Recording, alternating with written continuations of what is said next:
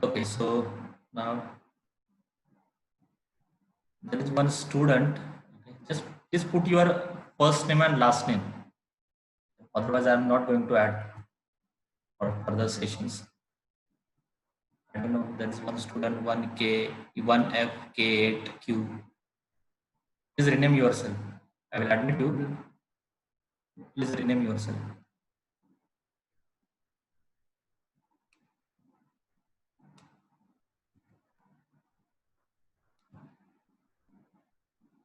See, we have to record your attendance also. Okay, so if you don't put your name, proper first name and last name, it's difficult to give attendance for you. Okay. So as we decided in last lecture, okay, before starting of any unit, first we will cover the prerequisites of that unit, okay, that particular unit. Okay. So initially our approach is first of all you have to complete unit 1 and unit 2. Okay. And after that for remaining 4 units, okay, sequence may be different. Okay, maybe we'll start statistic probability first and later on unit 5, 6 and so on. But initially we have to complete syllabus for INSEM, that is unit 1 and unit 2. And if you see this unit 1 and unit 2, there is no prerequisites for unit 2 actually, okay, because that unit is totally different. It's a numerical methods, okay, and no need any previous knowledge. But for unit 1, okay, you need to have some basic knowledge. Okay, so that I will discuss in this lecture today.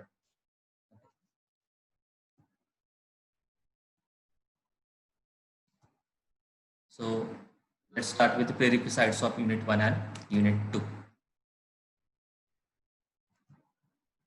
So first we will discuss the basic integration formulas. Maybe most of the students are aware about these formulas, okay, but I want to bound everything, okay, which integrations formulas you actually need in this topic, okay. So I just sort out those formulas only. After that we will see the hyperbolic functions, okay. So this part is already there in M1, okay, in the unit complex number, but for this pattern 2019 pattern, complex number unit was not there, okay. So separately we have to learn this topic, which is hyperbolic function. It's a complex part actually. So we just need the basic definitions about hyperbolic functions. We will not go in detail. And the third part is roots of the polynomial, okay. ये भी आपने already 9th 10th standard में learn किया है, okay. But here in this topic you need to find the roots of polynomial of degree 4, polynomial of degree 5, polynomial of degree 7, okay, because on scientific calculator you can find roots of all the polynomial up to degree 3, degree 1, degree 2, degree 3 का सारा calculation आपका कैल्स में हो जाएगा. But उसके आगे अगर आपको पॉलिनोमियल के रूट्स कैलकुलेट करने वो कैसे करने, ये भी आज आपको आज के लेक्चर से समझ में आ जाएगा. So let's start with the basic integrations फॉर्मूले, ओके. इससे जितना भी पार्ट अभी मैं कवर कर रहा हूँ ना, वो day by day he read करते जाओ, क्योंकि ये सारी चीजें आपको आगे जाकर फिर से रीड नहीं करनी. एक ही बार आप परफेक्ट करो, क्योंकि एक बार आपका इंटीग्रेशन का बेसिक क्लियर हो जाता है तो आगे मुझे डिफिकल्टी नहीं आएगी. See unit 1 it's all about integration, because we need to find the solution of the differential equation. आपने ऑलरेडी M2 में लर्न किया कि सॉल्यूशन किसी भी डिफरेंशियल इक्वेशन का सॉल्यूशन कैलकुलेट करना है तो लास्ट स्टेप आपके हमेशा इंटीग्रेशन में ही जाने वाले हैं, बिकॉज़ डेरिवेटिव को अगर आपको सॉल्यूशन में कन्वर्ट करना है so in between you must take the integration. तो इसलिए बेसिक सारे इंटीग्रेशन के फॉर्मूले जो आपने 12th में लर्न किए थे, या आपने ऑलरेडी M1 M2 के टाइम पे भी ये सारे फॉर्मूले देखे थे, तो एक बार अच्छे से आप ये प्रिपेयर करो, क्योंकि एक बार आपने ये रेडी किया तो आगे जाकर कभी भी इसमें कंफ्यूजन नहीं होना चाहिए. So that is the integration of x raised to n, x raised to n plus 1 upon n plus 1, integration of 1 upon x plus b, like 1 upon x, which is log x. And in case of integration, okay, chain rule आपका क्या होता है कि आपको derivative से divide करना है. So the 1 upon x का integration log of x plus b and divide this by derivative of bracket term, which is x plus b का derivative, which is a. e raised to x का integration e raised to x, a raised to x का integration a raised to x upon log a. Okay, sin x का integration minus cos x का sin x, tan x का log of sec x, cot x का log of sin x, sec x का log of sec x plus tan x, cosec x का log of cosec x minus cot x, sec square x का tan x, cosec square x का minus cot x, sec x tan x का sec x, cosec x cot x का minus cosec x. Okay, generally अगर आपको अगर sign में confusion हो रहा है कि कहाँ पे माइनस आता है कहाँ पे प्लस आता है, अब देखो इंटीग्रेशन में ज्यादातर केस में जहाँ पे पहले c आता है माइनस cos x ये निगेटिव साइन का है, माइनस cot x ये निगेटिव साइन का है, तो जनरली ये इंटीग्रेशन आपके निगेटिव आते हैं. आप किसी भी अदर ट्रिक से आप ये चीजें याद रखो, बट परफेक्ट आपको आना चाहिए कि tan x का इंटीग्रेशन क्या है, cot x का इंटीग्रेशन क्या है, sin x cos x का इंटीग्रेशन क्या है. ये बेसिक चीज है, इसमें भी अभी भी कुछ स्टूडेंट का कंफ्यूजन हो रहा है. ओके, तो this is not for all student, जिनका इंटीग्रेशन पार्ट वीक है उनको एटलीस्ट ये फॉर्मूले अच्छे से प्रिपेयर करना है. ये भी कंफ्यूजन फॉर्मूलेज है कि अंडर रूट आता है तो फॉर्मूला क्या बनता है और विदाउट अंडर रूट फॉर्मूला आपका क्या आ जाता है. So like 1 upon under root of a square minus x square, where a is constant, so that integration has value sin inverse of x upon a. Okay, where x is the variable, a is the constant. 1 upon x square under root of x square minus a square का integration log of x plus under root of x square minus a square, and x square plus a square का log of x plus under root of x square plus a square. Okay, so these three formulas are for under root, and next three are for 1 upon a square plus x square. Okay, integration of this is 1 upon a tan inverse of x upon a. ज्यादातर case में ये भी repeat होता है tan inverse x upon a का integration. 1 upon a square minus x square का 1 upon 2a log of a plus x upon a minus x. इसमें भी आपका कंफ्यूजन होता है कि ऊपर प्लस आता है या माइनस आता है. ओके, तो ये सारी चीज आपको किसी ना किसी लॉजिक से किसी ना किसी ट्रिक से याद रखनी है. ओके, ऐसे रैंडमली अगर आप मतलब अभी के लिए प्रिपेयर करोगे तो हार्डली 1 या 2 दिन तक ही आपको याद रहेगा. ओके, कोई ना कोई तो लॉजिक आप उसके पीछे रखो. ये कभी भी मतलब इन बिटवीन सेमेस्टर भी अगर आपको ये फॉर्मूला चाहिए तो आपको क्विकली समझ में आना चाहिए कि कैसे उसको लिखना है. ठीक है, and the integration of 1 upon x square minus x square dx is 1/2a log of x minus a upon x plus a. And now the we'll continue that table. Next is integration of under root of a square minus x square, integration of under root of a square plus x square. Okay, I'm not going in detail. Yes, PPT आपसे मैं share करने वाला हूँ immediately. So you just go through all these formulas. Then integration of x square minus a square. After that, this is very important formula. Okay, integration of f dash of x. You don't need to take screenshot also. Okay, I will share the video also. I will share this PDF of this PPT also. Okay, तो ये सारे formulas आपके पास readymade available हो जाएंगे.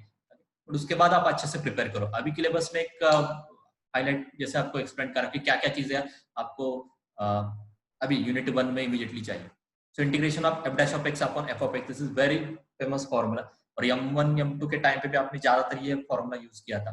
Okay, so this integration has value log of f of x plus c. Integration of f dash of x upon under root of f of x.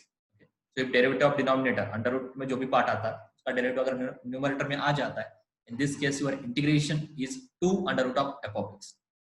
And now so these are the basic integrations formula. Okay, अगर आपको difficult भी जा रहा है तो आप किसी ना किसी लॉजिक से बस फॉर्मूले याद रखो, उनको अप्लाई कैसे करना है, कैसे यूज करना है, वो सारी चीजें मैं एग्जांपल के टाइप पे आपको एक्सप्लेन करने वाला हूँ. ओके, तो आपके साइड से मुझे ये फॉर्मूलाज परफेक्ट चाहिए. ओके, किसी को भी रैंडमली अगर मैं फॉर्मूला पूछता हूँ तो उसको परफेक्ट आना चाहिए. फिर उसके बाद मेरा वर्क आता है कि उसको कैसे अप्लाई करना है. ओके, कैसे वो मतलब कौन से केस में f dash of x upon f of x का फॉर्मूला आने वाला है, कौन से केस में f dash of x upon root of f of x का फॉर्मूला आने वाला है, तो वो बाद में मैं एक्सप्लेन कर सकता हूँ.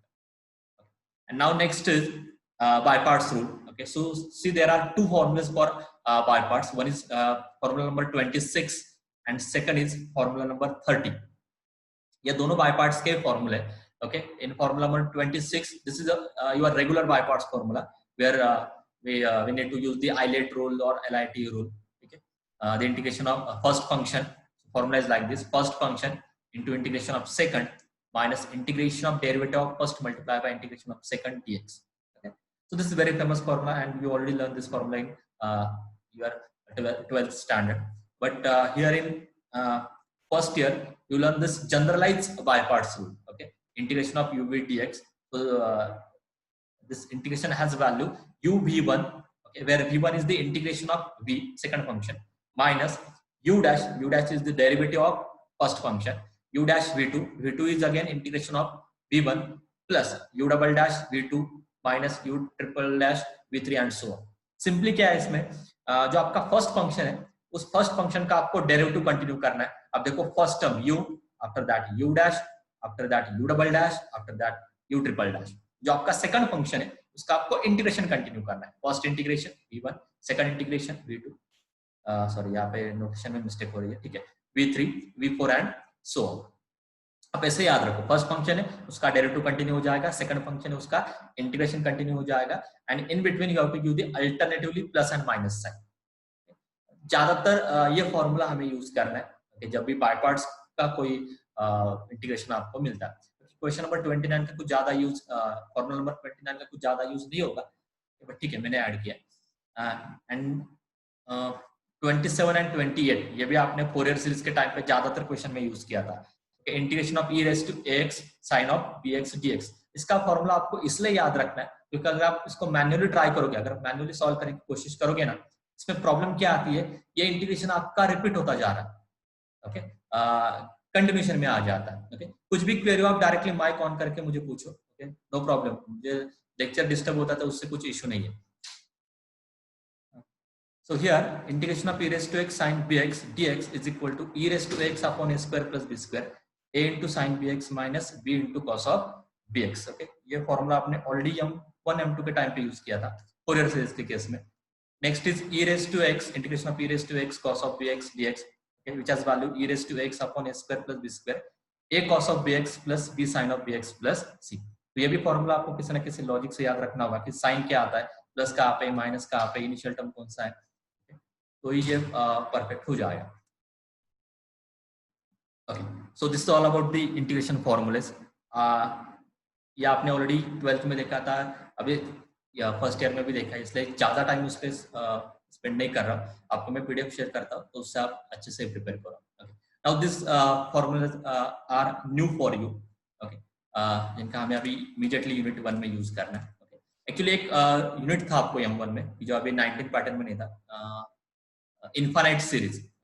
इनफाइनाइट सीरीज में ये सारे रिजल्ट थे आपको। Okay, so the series expansion of 1 upon 1 plus x, okay, this is actually the series representation of this function 1 upon 1 plus x can be written as 1 minus x plus x square minus x2 plus x raised to 4। here you can use the Taylor and Maclaurin theorem also if you want to represent any given function in terms of its series expansion। okay, for example how you find the series expansion of e raised to x, okay, आपने already learn किया था first year में। how you find the series expansion of sin x, how you find the series expansion of cos x। A similar way, the series expansion of 1 upon 1 plus x is 1 minus x plus x square minus x cube plus x raised to 4 and so on, provided mod x is less than 1। okay, वो ठीक है, आप याद रखो, या नहीं भी याद रखो तो भी चलेगा क्योंकि वो सारा अंडर कंडीशन ही आ जाता है।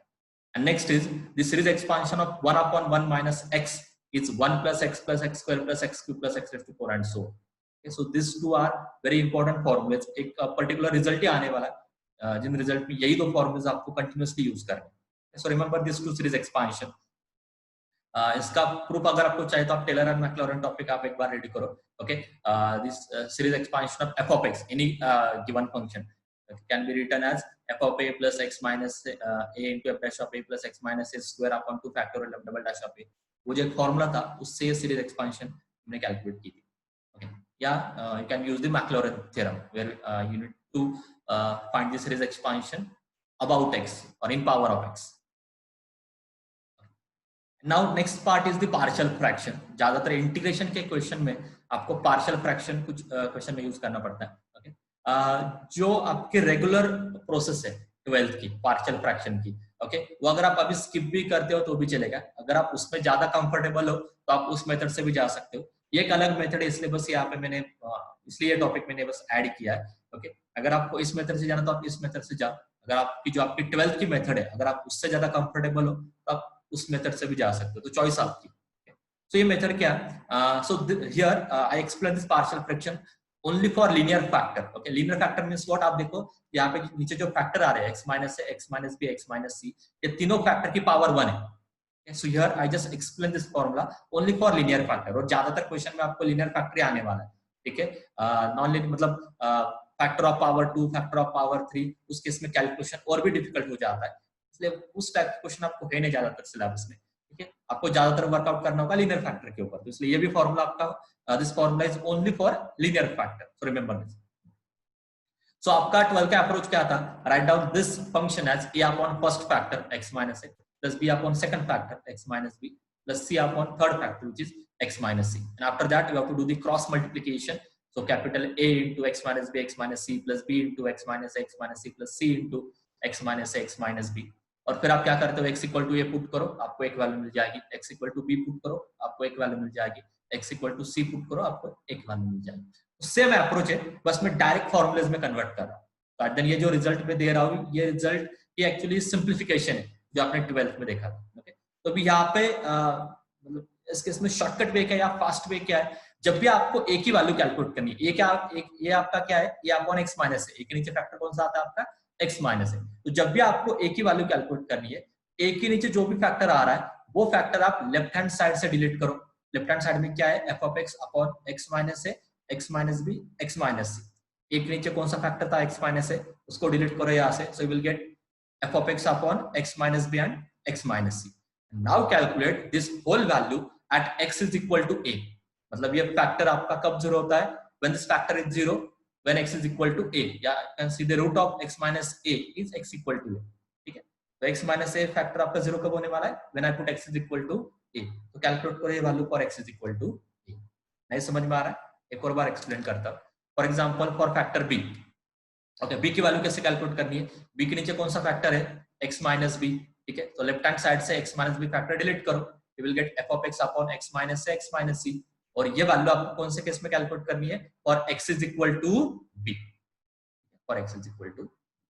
सिमिलरली फॉर c, c के नीचे फैक्टर आता है x माइनस c, तो उसको डिलीट करो, you will get f of x upon x minus से x minus b and calculate this value at x is equal to c. ये fast way होता है क्योंकि कभी कभी आपको ए और बी मतलब ये ओरली भी हो जाता है, इतना क्विक कैलकुलेशन है. ठीक है, ये चॉइस आपकी, अगर आप 12th के मेथड से कंफर्टेबल हो तो उससे करो, या अगर आपको ये रिजल्ट भी याद रखना है ये रिजल्ट भी आप याद रख सकते हैं. ठीक है, so this is all about the series expansion and partial fraction. मैं एग्जांपल आपको देने वाला हूं प्रैक्टिस के लिए. And now the next important part is hyperbolic functions. Okay, you don't know anything about the hyperbolic function क्योंकि complex number topic ही आपको नहीं था. okay. इसलिए कुछ ज्यादा इन डिटेल में हमें नहीं जाना है, हमें बस हाइपरबोलिक के कुछ बेसिक फॉर्मूलाज है. कभी कभी इंटीग्रेशन में आपको साइन हाइपरबोलिक एक्स आ जाएगा, कभी कभी इसे एक स्टेप में डेरिवेटिव आ जाएगा हाइपरबोलिक फंक्शन का. ये सारी चीजें आपको आगे रहेगी M3 में, इसलिए बस हम फॉर्मूलाज ओरिएंटेड ये टॉपिक देखने वाले हैं. ओके, इन डिटेल में जाना पॉसिबल ही नहीं है क्योंकि ये लेंथी टॉपिक है. So the first definition is so remember hyperbolic function means what, you just need to add h. sin x ये आपका ट्रिग्नोमेट्रिक फंक्शन है. ओके, और उसके करस्पॉन्डिंग हाइपरबोलिक फंक्शन आपका आता है sin hx. okay, we read it as sin hyperbolic x. Similarly cos x ये आपका ट्रिग्नोमेट्रिक फंक्शन है, and the corresponding hyperbolic function is cos hyperbolic x. ठीक है, cos hx. and now how you define this sin hyperbolic x function, because the sin hyperbolic x function has value e raised to x minus e raised to minus x upon 2, where x is real number. I repeat one more time, this is very important definition. Okay. The value of sin hyperbolic x is e raised to x minus e raised to minus x by 2. Similarly, the value of cos hyperbolic x is e raised to x plus e raised to minus x by 2. So the average value of e raised to x and e raised to minus x, that is nothing but cos hyperbolic x. Sin hyperbolic x is e raised to x minus e raised to minus x by 2. Okay. If you know these two formulas, you can find the sin hyperbolic of 0, sin hyperbolic of 90, sin hyperbolic of say pi, sin hyperbolic of 2 pi, 2 pi I, कोई भी value आप इससे calculate कर सकते हैं. And other next formulas are very similar to your regular trigonometric formulas, like say tan hyperbolic x is sin hyperbolic x upon cos hyperbolic x. तो अगर आपको उसके एक्चुअल वैल्यू कैलकुलेट करनी है तो आपको क्या करना होगा, यहाँ पे sin hyperbolic x की वैल्यू पुट करो, which is e raised to x minus e raised to minus x upon 2 divided by cos hyperbolic x की वैल्यू पुट करो, e raised to x plus e raised to minus x by 2. 2 आपका cancel हो जाएगा and you will get e raised to x minus e raised to minus x upon e raised to x plus e raised to minus x. इसलिए आगे के case में मैंने value calculate करके नहीं दिए, जब just you remember the corresponding trigonometric formula, then and from that only you can find the remaining values also. So the value of tan hyperbolic x is sin hyperbolic x upon cos hyperbolic x. Cot hyperbolic x is exactly reverse, cos hyperbolic x upon sin hyperbolic x. Cosec hyperbolic x is 1 upon sin hyperbolic x. Sec hyperbolic x is 1 upon cos hyperbolic x. ये सारे formulas आप पहले prepare करो. And there is one more result related with your trigonometric result. Trigonometric में sine square plus cos square equal to 1 होता है, sine square theta plus cos square theta equal to 1 होता है। And the corresponding hyperbolic function में आपका result क्या आता है, cos hyperbolic square theta minus sine hyperbolic square theta is equal to 1। Middle पे ये मैंने दिया है, cos hyperbolic square x minus sin hyperbolic square x is always equal to 1. And now remember the derivatives and integration.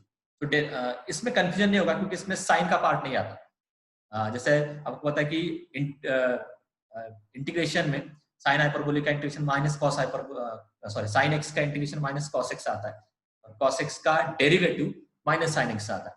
Hyperbolic में वो confusion नहीं है, sine hyperbolic का derivative cos hyperbolic x, cos hyperbolic x का derivative sin hyperbolic x, tan hyperbolic x का derivative sec hyperbolic square x। आगे के इसलिए नहीं दिया क्योंकि ज्यादा कुछ यूज नहीं होने वाले, आप इतना भी याद रखते हो तो भी एनफ है। And similarly if you see the corresponding integration, बस इनको रिवर्स करना है। यहाँ पे अभी डी बाई डी एक्स था, ये d by d x right side में शिफ्ट करो, then it become integration. So the integration of cos hyperbolic x is sin hyperbolic x, integration of sin hyperbolic x is cos hyperbolic x, and integration of sec hyperbolic square x is equal to tan hyperbolic x। तो अभी आप देखो मैं सारी चीजें आपके लिए bound कर रहा हूँ, ये सारा पार्ट आपने ऑलरेडी लर्न किया है, ठीक है। पहले हमने क्या देखा था कि कौन कौन से बेसिक फॉर्मूलेज आपको चाहिए from 12th standard, integration derivative के सारे फॉर्मूलेज, ठीक है। उसके बाद एक और टॉपिक आपको है सिलेबस में, हाइपरबोलिक फंक्शन। हाइपरबोलिक फंक्शन में भी आपको ज्यादा डिटेल में नहीं जाना है, ठीक है। जस्ट रिमेंबर दिस फॉर्मूलेज, क्योंकि ज्यादातर केस में इंटीग्रेशन में आने वाला है। तो जो लास्ट टेबल मैंने दिया है यही बेसिकली फॉर्मूलेज आपको आगे यूज करने। And third part from our today's lecture is roots of the polynomial. Now you can say that our syllabus is starting now. Okay, unit 1 का जो first part है, okay, that is nothing but the roots of the polynomial. Okay, and this whole unit 1 is totally depend on your roots. Okay, आपको एक polynomial given होगी, उस polynomial का आपको roots calculate करने हैं। अगर आपने वो रूट्स रॉन्गली कैलकुलेट किए, आपका टोटल आंसर रॉन्ग हो, ठीक है। मतलब यूनिट 1 का जो फर्स्ट क्वेश्चन है टिल द एंड, सारे के सारे क्वेश्चन में आपको एक स्टेप में पहले रूट्स कैलकुलेट करने हैं। रूट्स अगर आपके करेक्ट आ जाते तो ही आपका आगे का कैलकुलेशन करेक्ट होगा।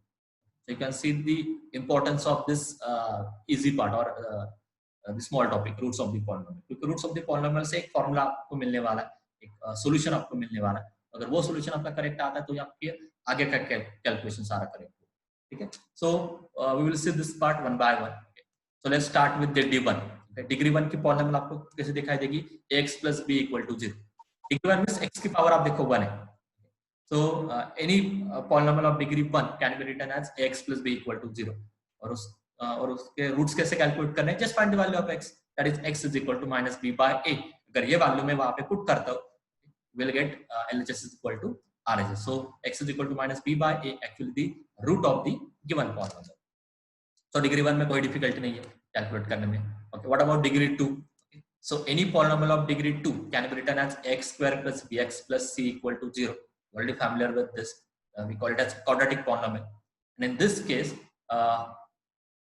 your roots are x is equal to minus b plus or minus under root of b square minus 4ac upon 2. ये भी फेमस रिजल्ट है, आपको ऑलरेडी पता है, इससे आपको वो दोनों रूट्स मिल जाएंगे। So remember this formula. So this is all about degree 1 and degree 2. Now degree 3. Okay.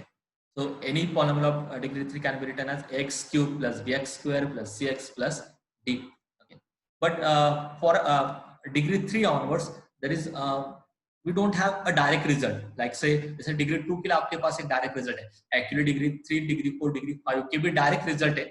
But वो जो result है वो इतने trivial नहीं है याद रखने के लिए. Okay. इसलिए आपने जो 11-12 के टाइम पे भी आपने जो लर्न किया था, एक्चुअली डिग्री 3 ऑनवर्ड्स सारा कैलकुलेशन आपने सिंथेटिक डिवीजन मेथड से किया था। Okay, so here also to find roots of the polynomial onwards degree onwards 3, in this case we need to use the synthetic division method. तो ये method क्या आपको मैं एक्सप्लेन करता हूं पहले। So to understand this method let's take one simple example. Find the roots of the polynomial x cube minus 7x minus 6 equal to 0. इस polynomial के आपको रूट्स कैलकुलेट करने हैं। सी अदर वे आपके पास हमेशा रहेगा, अप टू डिग्री 3 का सारा कैलकुलेशन कैल्सी में ही हो जाता है, ठीक है। Last 10 minutes are there. So up to degree 3 का सारा कैलकुलेशन आपका कैल्सी में हो जाता है। तो आप उसमें भी कर सकते हो, बट आपके पास क्योंकि डिग्री 4 ऑनवर्ड्स फिर आपको डिफिकल्ट होगा। डिग्री 4 का कैलकुलेशन आपका ईएस कैल्स में भी नहीं होता। आई थिंक ईएक्स जो एडवांस वर्जन है उसमें डिग्री 4 का कैलकुलेशन होता है। ओके, अदर सारे कैल्सिस में डिग्री 3 तक की कैलकुलेशन आता है। Okay, so we quickly cover this. So synthetic division की फर्स्ट स्टेप क्या है, आपको बाय ट्रायल एंड एरर आपको कैसे भी करके पहले एक रूट कैलकुलेट करना है। तो इसके लिए बेसिक रिक्वायरमेंट क्या है, first of all find at least one root of the given polynomial. ठीक है, अभी आप बोलोगे कि कैसे ट्राई करें, मतलब how you start to find the at least one root of the given polynomial. तो उसके लिए आप क्या करो, x = 0 पुट करके देखो, अगर वो इक्वेशन सेटिस्फाई कर रहा है तो वो रूट बन जाएगा, नहीं बन रहा है now try +1 value, try -1 value, try +2 value, -2 value and so on. Okay, ज्यादातर इंटीजर वैल्यूज आप पहले ट्राई करो। अभी ये भी कोई ऐसा स्पेसिफिक रिजल्ट नहीं है, बट जो सिलेबस में हमें क्वेश्चन आते हैं उस हिसाब से अकॉर्डिंग ही आपको ये सारे स्टेप्स एक्सप्लेन कर रहा हूँ। ओके, जब भी आपको एक इनिशियल रूट कैलकुलेट करना है, ज्यादातर रूट्स यहाँ पे आपको इंटीजर में आने वाले, फ्रैक्शन रूट्स आपको नहीं है सिलेबस में, तो इसलिए आप 0 से ट्राई करो, +or-1 से ट्राई करो, +or-2 से ट्राई करो, +or-3 से ट्राई करो, तो इनमें से किसी ना किसी एक केस में आपको रूट मिल ही जाएगा। इस केस में आप देखो, in this case if I put x is equal to -1, तो वो इक्वेशन सेटिस्फाई कर रहा है, -1 क्यूब -1/3 -7 of -1 -6, इनका कैलकुलेशन आपका 0 ही आता है। So for this particular example x is equal to -1 is your first root. तो ये आपकी फर्स्ट रिक्वायरमेंट है सिंथेटिक डिवीजन में कि आपको कैसे भी करके एक रूट कैलकुलेट करना है। And after that consider one table, इस फॉर्म में आपको एक टेबल कंसीडर करना है, जो आपका इस टेबल में जो आपकी गिवन पॉलिनोमियल है उसके कोएफिशिएंट्स आपको इन अ सीक्वेंस पहले यहाँ पे मेंशन करना है। इन अ सीक्वेंस का मीनिंग क्या है, स्टार्टिंग फ्रॉम x क्यूब का कोएफिशिएंट क्या है यहाँ पे 1, but there is no term for x square, तो उसका कोएफिशिएंट क्या होगा 0, so here I have to consider 0। Next coefficient is -7, next coefficient is -6। Okay, then आपने स्टेप 1 में ऑलरेडी कैलकुलेट किया था कि आपका जो फर्स्ट रूट है वो क्या है, x = -1, तो यहाँ पे लेफ्ट साइड में कंसीडर करो। नाउ जो आपकी फर्स्ट एंट्री है 1, उसको एज इट इज आपको नीचे कंसीडर करना है। ठीक है, जो भी एंट्री यहाँ पे 2 आने दो, 7 आने दो, 9 आने दो, जो भी नंबर आता है एज इट इज उसको नीचे कैरी करो। Now just take the multiplication of -1 and this 1, वो मल्टीप्लिकेशन आपका क्या था -1, वो यहाँ पे कंसीडर करो। फिर इन दोनों के एडिशन 0 एंड -1, आंसर क्या आने वाला है नीचे -1। अगेन -1 और आपका जो रूट था -1, उन दोनों का प्रोडक्ट वो आने वाला है +1, वो यहाँ पे कंसीडर करो। इन दोनों की एडिशन आएगी -6, तो यहाँ पे कंसीडर करो। Again take the product of -6 and -1, वो आने वाला है +6, एंड इन दोनों की एडिशन आ जाएगी 0। सिंथेटिक डिवीजन में एंड में आपको 0 ही आना चाहिए, अगर 0 नहीं आता है तो आपने इन बिटवीन कहीं ना कहीं पे कैलकुलेशन मिस्टेक की होगी। ठीक है, so now this given polynomial can be written as, अभी ये इंपॉर्टेंट पार्ट है, आपने ऑलरेडी एक रूट कैलकुलेट किया था x = -1, तो उसके करस्पॉन्डिंग आपका फैक्टर क्या आने वाला है x + 1। ये आपको पहले ही पता है कि a अगर आपका रूट आता है तो x - a ये आपका फैक्टर होता है, तो x = -1 ये ऑलरेडी आपके पास एक रूट था, तो उसके करस्पॉन्डिंग आपका फैक्टर क्या आने वाला है x + 1। और इनको कैसे लिखना है, सो टोटल 0 का हमेशा आप स्किप करो। So now we have total 3 entries, 1 -1 and -6, so total there are 3 entries. It means you will get the polynomial of degree 2, one number less होता है। अगर आपके पास टोटल 3 नंबर्स आ रहे हैं, so जो polynomial आपको उसके करस्पॉन्डिंग मिलने वाली है उस polynomial की डिग्री आ जाएगी 2। so these 3 numbers correspond to polynomial of degree 2। ये 1 as it is आ जाएगा x² के कोएफिशिएंट में, -1 as it is आ जाएगा x के कोएफिशिएंट में, और लास्ट आपका ऑटोमेटिक बन जाएगा कांस्टेंट equal to 0। और now this become the polynomial of degree 2, और polynomial of degree 2 के लिए आपके पास डायरेक्ट रिजल्ट है x = -b + or -√b² - 4ac/2a, उससे फिर आप इसके रूट्स कैलकुलेट कर सकते हैं। And in this way you will get all the roots of this given polynomial। ये कुछ रिजल्ट्स है जो आपको याद रखने, अभी टाइम लिमिट है तो इसलिए मैं बस आपको शो कर रहा हूँ। अब ये सारा पार्ट आपका हो चुका है, तो इसलिए कुछ ज्यादा रिपीट करने की जरूरत नहीं है। ये सारी चीजें मुझे चाहिए ओके फॉर यूनिट 1, तो आपको मैं अभी इमीडिएटली पीडीएफ भी शेयर करता हूँ। So just go through this formula, d² - a² का फैक्टराइजेशन क्या होता है, d² + a² का फैक्टराइजेशन क्या होता है, एंड सो ऑन। वैसे बस एक लास्ट रिजल्ट है d⁴ + a⁴। ओके, ये कैसे कैलकुलेट किया मैंने रीजन दिया है यहाँ पे नीचे, अगर आपको नहीं समझ में आता तो इमीडिएटली मुझे नेक्स्ट लेक्चर में पूछो, उस टाइम पे ये मैं क्लियर करता हूँ। Okay, now the last part from our today's lecture is, ठीक है, अभी तक आपने पॉलिनोमियल के रूट सिंथेटिक डिवीजन से मेथड से कैलकुलेट किए थे, but degree 4 degree 5 onwards, okay, कुछ ऐसे भी क्वेश्चंस है जिनमें आप सब्स्टिट्यूशन से भी क्विकली कैलकुलेट कर सकते हो, okay. For example here I consider example 1 and example 2, okay. Example 1 में आप देखो, find the roots of the polynomial d raised to 4 plus 8 d square plus 16 is equal to 0, okay. Substitution से calculate करना है, या आपको कैसे समझ में आता है, आप देखो डी स्क्वायर कॉमन फैक्टर आ रहा है, यहाँ पे भी डी स्क्वायर मिल जाएगा, यहाँ पे भी डी स्क्वायर मिल जाएगा, यहाँ पे भी डी स्क्वायर मिल जाएगा, यहाँ पे भी डी स्क्वायर मिल जाएगा, ओके। तो जहाँ पे अगर कॉमन फैक्टर आपको सारे टर्म्स में मिल रहा है, तो वो क्वेश्चन आपका सब्स्टिट्यूशन से मे भी सॉल्व हो जाएगा। आई एम नॉट सेइंग कि सारे केसेस में वो सॉल्व होता है, बट ज्यादातर केस में अगर आपको कॉमन फैक्टर मिल रहा है सारे टर्म्स में, तो वो कॉमन फैक्टर को आपको पुट करना है, और पुट करके आपको उसके रूट्स मिल जाएंगे, ठीक है। बट एट द एंड इस ऐसे क्वेश्चन के लिए आपको थोड़ा वर्कआउट करना होगा, ठीक है। So let's try to solve the question number 1। Question number 1 में मैं क्या करता हूँ, ये डिग्री 4 की पॉलिनोमियल है, मुझे डिग्री 2 में कन्वर्ट करनी है, so to do this I just put D square equal to x, okay. Idea क्या था, आइडिया क्या थी मेरी, डिग्री 4 की पॉलिनोमियल, डिग्री 4 की पॉलिनोमियल कि अगर मुझे रूट्स कैलकुलेट करते मुझे सिंथेटिक डिवीजन से जाना होगा, वो लेंदी प्रोसेस है, ओके। तो मैं क्या करता हूँ, इसको डिग्री 2 में कन्वर्ट करता हूँ। डिग्री 2 में ये इसलिए कन्वर्ट हो रहा है क्योंकि यहाँ पे कॉमन फैक्टर आ रहा है, D square is the common factor for first term and second term. So just put d square equal to x. So this polynomial become now x square plus 8x plus 16 is equal to 0. इसके roots calculate करो, which is x plus 4, x plus 4. ये x plus 4 whole square ही है. And now replace x by its original value. तो x की original value क्या थी? d square plus 4, d square plus 4. Okay. Solve करो, put करो, you will get the corresponding roots are plus or minus 2i, plus or minus 2.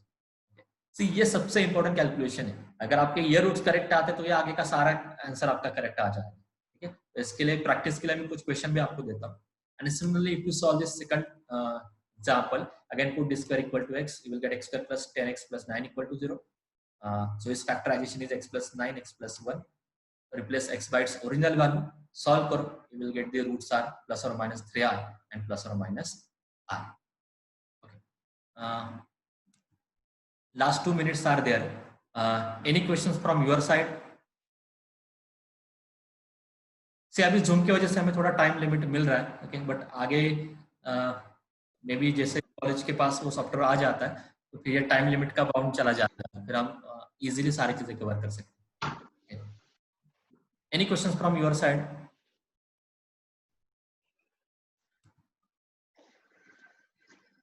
Hello, हाँ बोलो बोलो। Hello sir, जो अभी लास्ट में जो एग्जांपल सॉल्व किए थे, हाँ। तो जो 4 वाले पॉलिनोमियल से उसमें सब क्या इमेजिनरी रूट्स ही आएंगे? डिपेंड है अभी क्वेश्चन के ऊपर, मैं रियल रूट्स भी क्रिएट कर सकता हूँ ना। हाँ। अभी फॉर एग्जांपल मैं एक पॉलिनोमियल कंसीडर करता हूँ, लाइक से d माइनस 1 सॉरी ऐसे x minus 2, x minus 3, x minus 4, इनका मल्टीप्लिकेशन क्या आने वाला है, अब पॉलिनोमियल ऑफ डिग्री 4, उसके सारे रूट्स क्या आने वाले हैं, real. Okay sir. So it depend on the question, but यहाँ पे ऐसे पॉलिनोमियल से जिनके रूट्स आपके रियल भी आते हैं और कॉम्प्लेक्स भी आते हैं, okay? तो मिक्स होता है ये आपको मतलब यूनिट 1 में जो जो पॉलिनोमियल्स आने वाले हैं। डिग्री 3 का कैलकुलेशन ज्यादातर आपको थ्योरी में डिग्री 2 डिग्री 3 के ही आते हैं, वो सारा कैलकुलेशन आपको कैलसी में करना है, don't waste time on doing that calculation. Degree 2 degree 3 का सारा कैलकुलेशन आप कैलसी में करो, ओके। प्रॉब्लम क्या पे होगी डिग्री 4 ऑनवर्ड्स, क्योंकि सिंथेटिक डिवीजन प्रैक्टिकली पॉसिबल नहीं है, आपको मैंने एक्सप्लेन तो की है, ओके, बट आप देखोगे बाद में कि प्रैक्टिकली उस मेथड से जाना और उस मेथड से सारे रूट्स कैलकुलेट करना पॉसिबल होगा नहीं, क्योंकि उतना टाइम भी नहीं रहता आपके पास। इसलिए कुछ जगह पे ऐसे सब्स्टिट्यूशन के कुछ क्वेश्चन आ जाते हैं, जो अभी लास्ट में मैंने आपको एक्सप्लेन किया था, जिससे आपको क्विकली रूट समझ में आ जाए, ठीक है। तो कुछ ना कुछ तो उसमें सिंप्लीफिकेशन होगा, वो आपको जैसे यूनिट 1 स्टार्ट हो जाएगा ना, आपको धीरे धीरे वो सारे कैलकुलेशन समझ में आ जाएंगे, क्योंकि सारे के सारे क्वेश्चन में आपको पॉलिनोमियल के रूट्स कैलकुलेट करने हैं। हाँ, पीपीटी में आपको शेयर करने वाला हूँ, उसकी पीडीएफ आपको अभी इमीडिएटली